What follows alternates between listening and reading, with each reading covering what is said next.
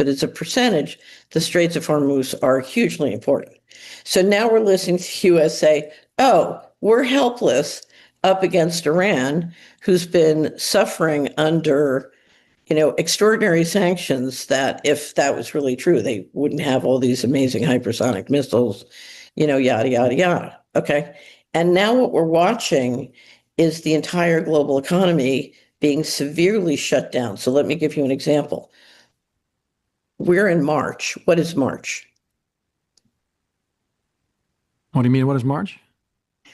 It's the spring, right? Right. What happens in the spring? Yeah, less demand for fuel, perhaps in the West. No. Come on, you're in the Netherlands. One of the greatest food exporters in the world. Yeah, right. It's a growing season. Yeah. Farmers plant in the spring.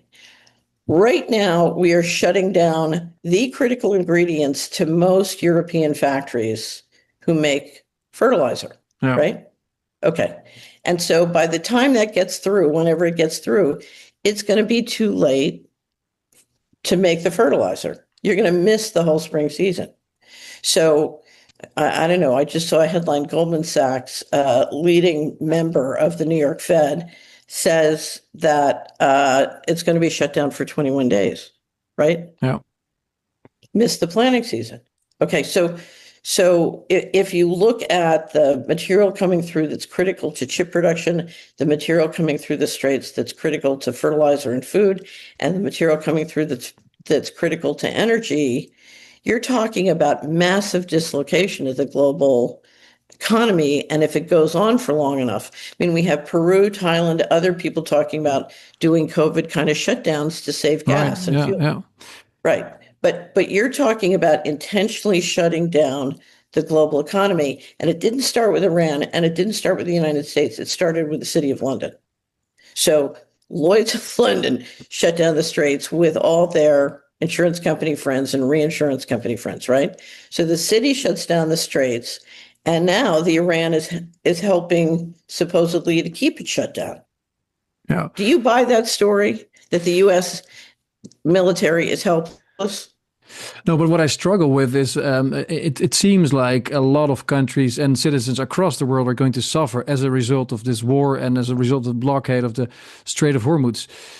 So there will be global disorder and chaos to a large extent. And even if you look at Japan, they're especially vulnerable. But in the Second World War, Japan did Pearl Harbor, at least that's the common story, because they were shut off from the oil market. So when countries are in desperate position, they're going to take desperate measures. So this could easily lead to a much larger world war, this conflict in the Middle East. So that's a huge gamble then that the global elite, for example, are taking, because they run a risk themselves too. If we have a nuclear escalation and a nuclear holocaust, what's in it for them?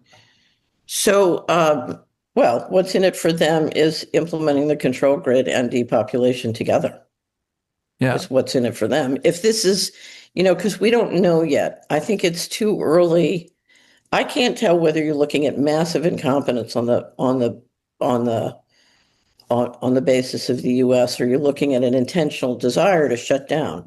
So this is COVID 2.0. Yeah. Because this is how you shut down. This is a new excuse to shut down. To preserve energy and food.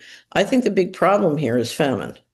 So you have seen the new administration in the United States systematically cut the domestic funds that are available to support food for poor people in emergencies, as well as the USAID and State Department aid to protect countries that have emergencies, like food.